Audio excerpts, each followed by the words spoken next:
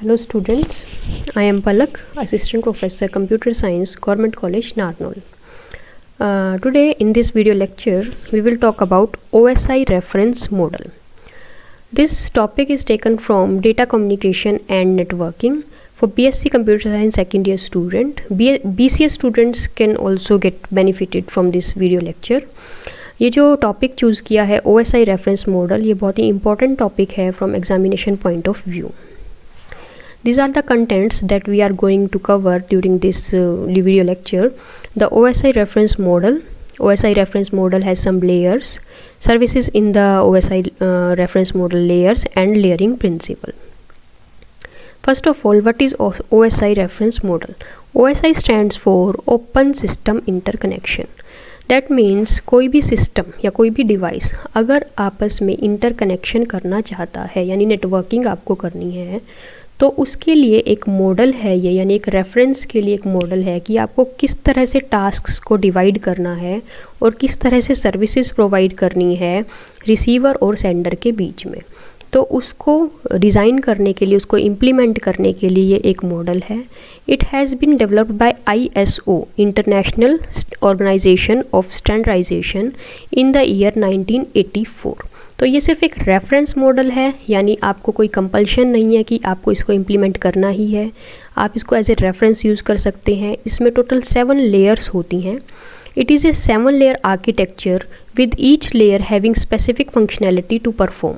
यानी जब आपको कुछ फंक्शनैलिटी परफॉर्म करनी है नेटवर्क में, जैसे एनक्रिप्शन करना है, टोपोलॉजी डिसाइड करनी है, सेशन मैनेज करने हैं, तो बहुत सारे काम होते हैं जो नेटवर्किंग के अंदर मैनेज करने होते हैं.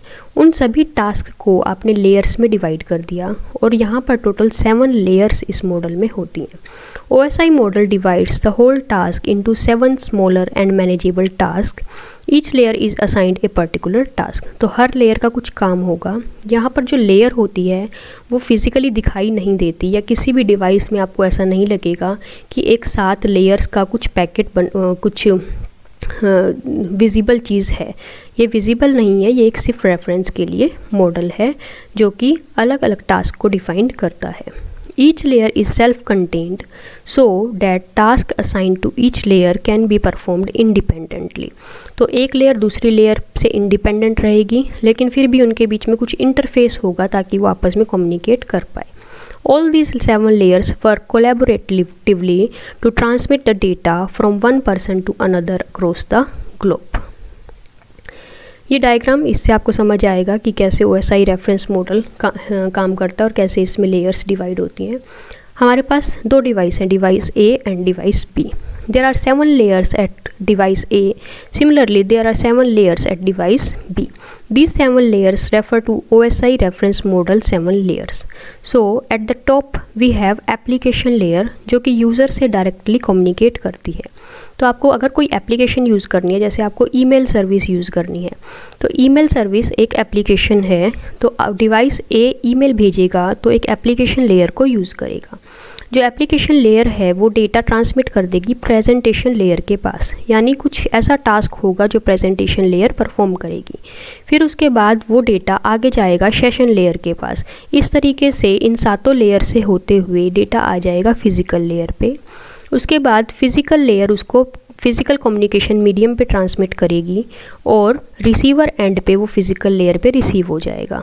अब जो टास्क यहाँ फिज़िकल लेयर पे परफॉर्म हुआ था सेंडर साइड पे, उसका अपोजिट टास्क परफॉर्म होगा रिसीवर साइड पे. फिर वो डेटा जाएगा डेटा लिंक लेयर के पास, फिर नेटवर्क लेयर के पास, ऐसे वो ऊपर टॉप में पहुंच जाएगा एप्लीकेशन लेयर. यानी यहाँ पर भी कोई ईमेल सर्विस होगी जहाँ पर वो ईमेल विजिबल हो जाएगी और डिवाइस B के पास ईमेल पहुँच जाएगी. तो इस तरीके से एक 7 लेयर्स का एक आर्किटेक्चर बना दिया. लेकिन ये कंपल्शन नहीं है कि आपको सातों की सातों लेयर्स इंक्लूड करनी है. This model is only used for reference for designing and implementing a network. These are the 7 layers. इस डायग्राम में आप हर लेयर के कुछ फंक्शंस देख सकते हो. इन सभी लेयर्स को हम डिटेल में करेंगे. सबसे पहले एप्लीकेशन लेयर, मैंने आपको बताया ये यूज़र की एप्लीकेशन से डील करती है और जो भी यूज़र नेटवर्क को यूज़ करता है वो डायरेक्टली इन एप्लीकेशन लेयर से ही कम्युनिकेट करता है.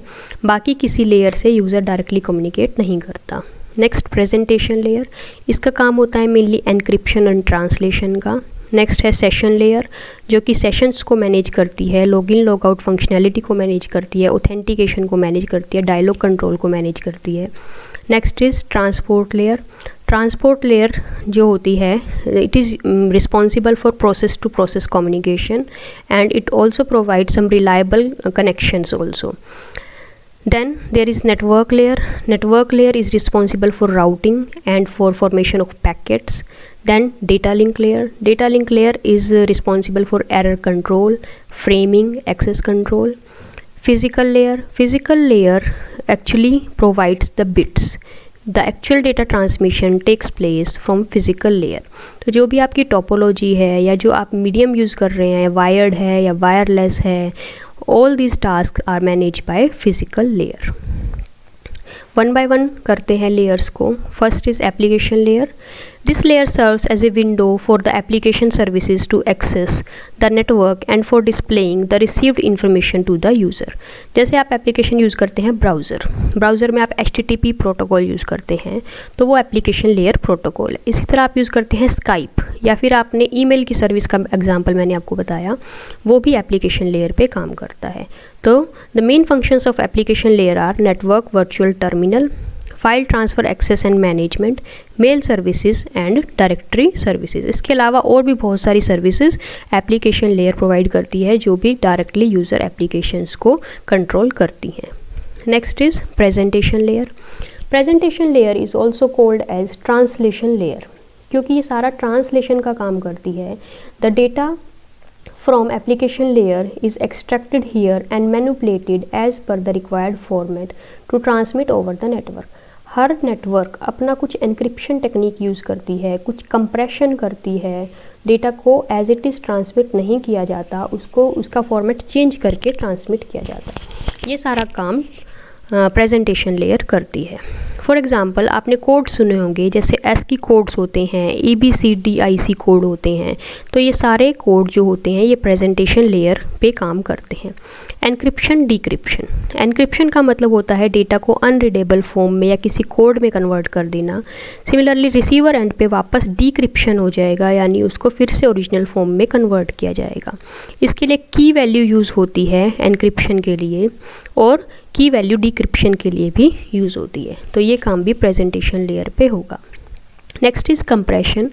कई बार जो मीडिया फाइल्स होती हैं उसको डायरेक्टली ट्रांसमिट नहीं किया जाता, उनको कंप्रेस करना पड़ता है ताकि वो फास्ट स्पीड से ट्रांसमिट हो सके, तो उस प्रोसेस को कंप्रेशन कहते हैं, और कंप्रेशन भी प्रेजेंटेशन लेयर पे ही होती है. Next is session layer. Session layer का मेन काम होता है session establishment, maintenance and termination.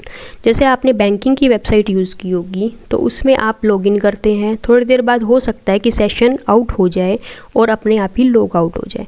तो सिक्योरिटी पर्पसेस के लिए सेशन मैनेज किया जाता है, उसमें कुछ वेरिएबल सेट किए जाते हैं ताकि आप इजीली और एक इफ़ेक्टिव मैनर से काम कर सकें. तो ये सारा काम सेशन लेयर करती है. Next is synchronisation. कोई भी दो प्रोसेसेस के बीच में आपस में सिंक्रोनाइजेशन सेट करने का काम भी सेशन लेयर करती है. Next dialogue controller. Dialogue controller का मतलब होता है, जैसे आपने कई बार देखा होगा कि जब आप नेटवर्क सेट करते हैं तो कुछ डायलॉग्स आपके सामने आते हैं, कुछ डायलॉग बॉक्सेस आपके सामने आते हैं जिसमें आपसे कुछ कैंसिल या ओके या सबमिट की रिक्वेस्ट की जाती है. वो सारे डायलॉग कंट्रोल सेशन लेयर करती है. Next is transport layer. Transport layer is the heart of OSI reference model. ये मेनली आपको क्या क्या फंक्शंस प्रोवाइड करती है? Segmentation and reassembly. तो जो डेटा होता है वो कभी भी डायरेक्टली एक स्ट्रीम की फॉर्म में ट्रांसमिट नहीं किया जाता, उसको छोटे छोटे पार्ट्स में पहले ब्रेक किया जाता है.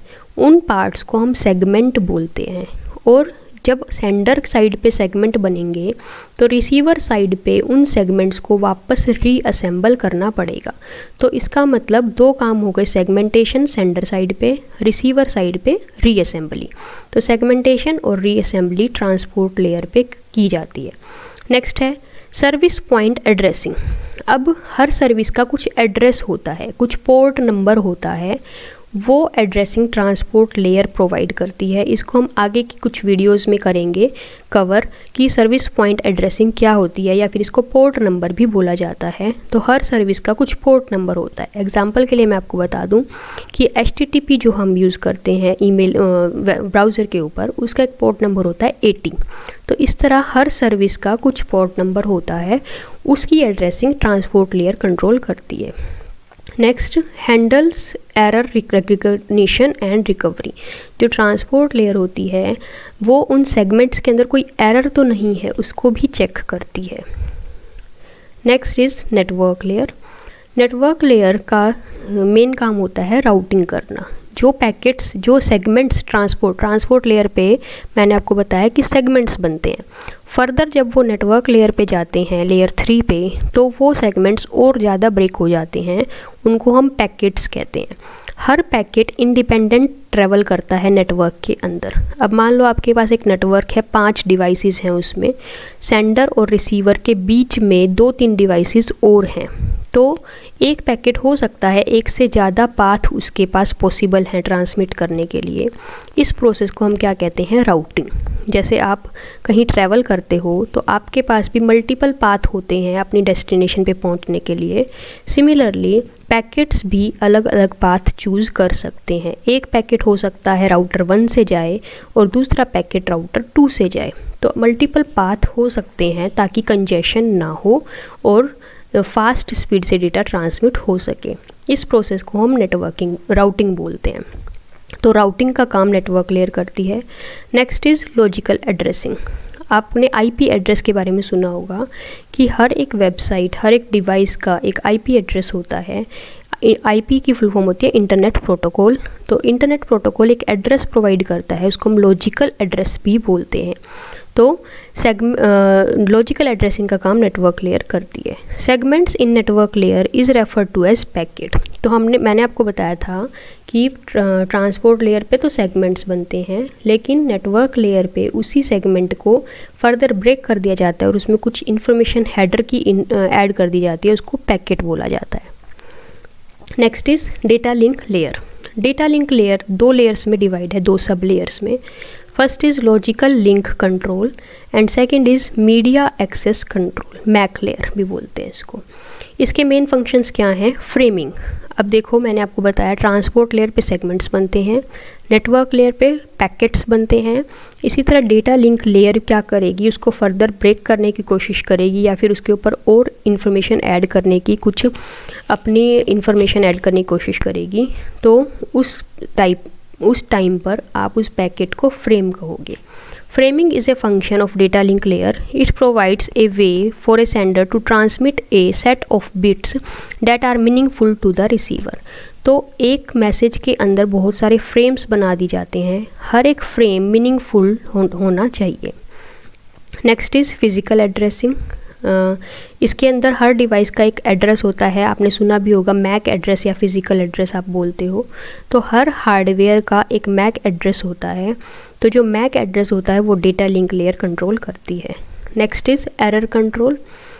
जो डेटा लिंक लेयर होती है वो एरर भी कंट्रोल करती है कि बिट्स कहीं से चेंज तो नहीं हो गई, 0 की जगह 1 या 1 की जगह 0 तो नहीं हो गया, उसको चेक करके रिवर्ट करती है या फिर आपको इन्फॉर्म कर देगी या फिर उसको ठीक करने की कोशिश की जाती है। Next is flow control. Flow control का मतलब होता है, हो सकता है कि सेंडर की स्पीड बहुत ज़्यादा हो और रिसीवर की स्पीड बहुत कम हो, या फिर इसका अपोजिट भी हो सकता है। तो इस तरह से फ़्लो को मैनेज करना ताकि डेटा बीच में लॉस्ट ना हो, इस प्रोसेस को फ़्लो कंट्रोल कहते हैं। तो फ़्लो कंट्रोल का काम भी डेटा लिंक लेयर करती है। Next is access control. Access control का मतलब होता है मीडियम को एक्सेस करना। अब आपको पता है कि आपके पास कोई भी कम्युनिकेशन मीडियम है, उसके ऊपर मल्टीपल डिवाइसेस एक साथ डेटा ट्रांसमिट करना चाहते हैं। फॉर एग्ज़ाम्पल, आपके घर में 4 मोबाइल फ़ोन हैं और चारों के चारों मोबाइल फ़ोन कुछ जब भी कॉल की जाती है तो कुछ चैनल्स को यूज़ करते हैं, उनको कम्युनिकेशन चैनल बोलते हैं। तो उन इतने सारे डिवाइसेस को चैनल्स असाइन करना, यानी जो भी कम्युनिकेशन मीडियम आप यूज़ कर रहे हो उसके ऊपर किसका डेटा पहले जाएगा और किसका डेटा बाद में जाएगा, इन सारी चीज़ों को कंट्रोल करने का काम डेटा लिंक लेयर का होता है, उसको हम एक्सेस कंट्रोल कहते हैं। Next is physical layer, last layer है ये, इसको बॉटम लेयर भी बोलते हैं और ये डायरेक्टली कम्युनिकेशन मीडियम से अटैच होती है। कम्युनिकेशन मीडियम आपका वायर्ड भी हो सकता है और वायरलेस भी हो सकता है। तो इसके अंदर आपके क्या क्या काम है देखो, बिट सिंक्रोनाइजेशन, यानी एक बिट दूसरे बिट से सिंक्रोनाइज्ड हो, ऐसा ना हो कि एक बिट ज़्यादा मिली सेकेंड की है दूसरी कम मिली सेकेंड की है, या फिर एक बहुत फास्ट आ रही है दूसरी बहुत स्लो आ रही है। नेक्स्ट बिट रेट कंट्रोल, कि आपको कितनी स्पीड पर डेटा ट्रांसमिट करना है बिट्स पर सेकंड की फॉर्म में। नेक्स्ट इज़ फिजिकल टोपोलॉजी, कौन सी यूज़ कर रहे हो आप, रूल्स कौन से फॉलो कर रहे हो। टोपोलॉजी का मतलब होता है अरेंजमेंट ऑफ द डिवाइसेस, कि डिवाइसेस किस तरीके से अरेंज हैं, वो एक बस की हेल्प से अरेंज हैं या फिर वो स्टार टोपोलॉजी में है या फिर एक हब यूज़ हो रहा है बीच में या फिर उसके अंदर ट्री टोपोलॉजी बन रही है। ये सारी टोपोलॉजीज़ फिजिकल लेयर पे डिसाइड की जाती हैं। Next is transmission mode. Transmission mode आपके पास 3 तरह के होते हैं, simplex, half duplex and full duplex. Simplex का मतलब एक टाइम पर सिर्फ रिसीवर ही डेटा ट्रांसमिट कर सकता है, सेंडर ही डेटा ट्रांसमिट कर सकता है, रिसीवर डेटा ट्रांसमिट नहीं कर सकता। हाफ डुप्लेक्स का मतलब होता है कि डेटा दोनों डायरेक्शन से ट्रांसमिट हो सकता है लेकिन एक टाइम पर एक ही होगा। नेक्स्ट फुल डुप्लेक्स का मतलब होता है कि डेटा दोनों साइड से ट्रांसमिट हो सकता है, सेंडर से भी रिसीवर से भी, और किसी भी टाइम हो सकता है, यानी उनको टाइम शेयर करने की ज़रूरत नहीं है। तो ये हमने आज किया कि what are the various layers of OSI। 7 layers के बारे में हमने पढ़ा। लेयरिंग प्रिंसिपल, अब मैंने आपको बताया कि किस प्रिंसिपल के बेसिस पे ये लेयर्स बनी हैं। तो इस डायग्राम से आपको पता चलेगा, जैसे आपके पास कोई लेयर है n+1, उसके नीचे लेयर है n लेयर। मान लो आपके पास यहाँ फर्स्ट लेयर है तो उसके ऊपर कौन सी लेयर होगी, सेकंड लेयर। यहाँ सेकंड लेयर है तो ऊपर कौन सी लेयर होगी, थर्ड लेयर। तो n लेयर के ऊपर n+1 लेयर होगी। इनके बीच में कुछ डेटा ट्रांसमिट होगा, उसको आप क्या कहेंगे, सर्विस डेटा यूनिट। यानी ऊपर वाली लेयर नीचे वाली लेयर के पास कुछ डेटा ट्रांसमिट करेगी, फिर नीचे वाली लेयर उस पर प्रोसेसिंग करेगी और फिर वो अपने नीचे वाली लेयर को ट्रांसमिट कर दिया जाएगा।